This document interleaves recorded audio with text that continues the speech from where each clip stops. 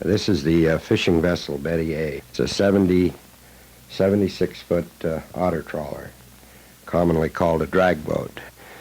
It is called a dragger mainly because it drags a net along the bottom of the ocean to catch the fish. The boat travels about 9 miles an hour. Most displacement hulls, boats that pack a lot of fish, do not travel very fast. It is equipped with a 350 horsepower diesel engine. The cruising range of the boat is about 40 days. My name is Fred Anderson. I'm the owner and operator of the vessel. It is my job to find the fish and catch them. It's the crew's job to take good care of the fish, and clean them and ice them and sort them out. We normally have a crew of 3 people, including myself. Occasionally, when markets are good and fishing is good, we have a crew of 4, including myself. The West Coast draggers use a stern reel to set their net and to land their net. The reel is hydraulic powered. It comes in at 26 turns a minute and goes out about 130, 40 turns. It's depending on the opening of the valve, but it will set 5 times faster than when it comes in. The net reels have been used on this West Coast for roughly 10 to 12 years now. We have found it to be a very efficient way to operate. These are the otter boards, or the doors. They're what holds the net open. The cable is attached to the doors from the winches. And when the doors hit the water, they have a spreading effect. One net is made of polypropylene. One net is made of nylon. The net of polypropylene is a high-opening net that you use on round fish such as lingcod and black cod and red snappers and perch, Pacific Ocean perch. The other net made of nylon is used for your different types of sole, such as petrale sole and Dover sole. There is a mud line between the doors and the net. And the mud line has this name because it digs down into the mud and causes a cloud that herds the fish back into the net. Here we're pulling the gear back. You can see the spooler in front of the winches there that one of the crew is turning. That spools the wire on the drum more even, and it also makes it so the crew cannot fall into the winches. It's a very good safety thing. The wire is constructed of steel, galvanized steel cable, and it's 6 by 7. There's 6 strands and 7 strands to the main strand. My main job is to stay in the wheelhouse and keep the boat in the right depth. We have very good fathom meters and Loran systems for keeping the boat right where we want it. A variation of 100 to 200 feet of water can change the catch ratio. Here the doors are coming up. The gear is landed in just reverse of what it's set. The doors are hooked up. On this particular trip, we were operating 3 men and myself. Some of the gear that we use now is called roller gear, where we have the big rollers on the bottom of the net to go in rougher bottom. The mud lines are transferred to the net reel by a short piece of cable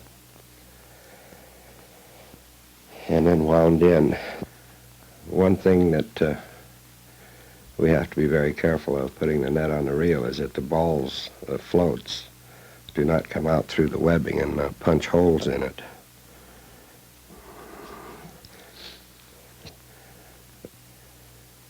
Here comes the mudline gear going on the reel now.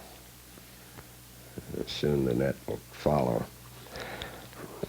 This method of dragging or otter trawling is a lot safer than the old method of towing from the side of the boat and bringing all the gear up the side of the boat and stacking the net on deck and then setting the net in a circle over the side just loosely. Every once in a while they used to lose a man over the side in the net. Not that he'd drown, but he would, or go to the bottom in the net, but he would go out with it. Here you see the boat is turning on the net now, and it will come alongside, and the fish will be hoisted aboard. When this boat has a capacity of lifting roughly 6,000 pounds in one lift, and when we have more than what we can lift, we do what's called splitting. And here, this is a split right there. In other words, there's a rope around the net through rings, and it's lifted up, and the rest of the fish spill back in the net in the water. And you can take as many splits as you, it makes no difference how much is in the net. You split about 3,000 pounds off at a time by just going up and down, up and down. The lifting there of the net is called, that's hook lines, and that's what we use. They're small winches with hydraulic power built on them. One of them is used for the heavy lifts and one for the light. One has a lifting capacity of 5,000 and one about 3,000. Just by adding motors, you can go to about any size lift you want. All the rigging is way heavier than it needs to be, but where you're working under it, we don't want anybody to get hurt, and that's the reason we make it so heavy. On a drag boat, several species come aboard at the same time, and all these fish will be washed, separated, and stored down the hole in ice. The net is rewound up on the reel after being emptied. We are mainly fishing species that the plant wants. Different types of fish lay in different types of bottom. Your perch and rock cod and that type of fish is you'll find on a harder bottom. We use fish finding equipment. We use one machine with a cathode tube that flashes a picture that shows exactly how far the fish are off the bottom. Then we have a paper machine that has a graph that will show how hard the bottom is, where the fish are located, and it'll also show exactly which depth you're in. Depth is very important. Different species of fish live at different depths, and a few fathoms one way or the other on depth can completely change your fishing. When we have a poor tow, we keep moving until we find good grounds. We'll make short tows a duration of about an hour and a half and keep hauling back and checking the production. Then when we find good production, we lengthen the tows out to about 3 hours, and we fish day and night right around the clock. The net is always fishing, except when you're bringing it back. We make 2 to 3 day trips, depending on what market we're fishing on. We usually try to get 2 trips a week when weather is permissible. We fish mainly within a range of 100 miles of COOS Bay. That's 100 miles north and 100 miles south. Here comes another tow behind the boat now.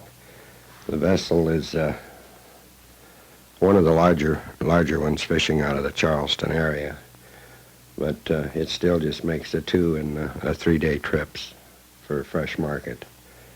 We carry 16,000 gallons of fuel, 1,700 gallons of water, drinking water.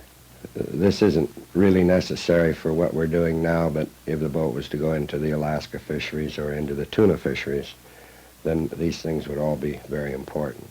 Here we are taking another lift aboard. For navigation, we use a long-range radio navigation, which is called Loran. Our station is at in this area is at Cape Blanco and at Astoria, Oregon. We are normally fishing on the fresh market. There's other types of drag boats that fish 8 to 10 days and store their fish in refrigerated holds, and the fish are processed on shore and then immediately frozen. But they are not used on the fresh market after this length of time. They are called fresh frozen fish.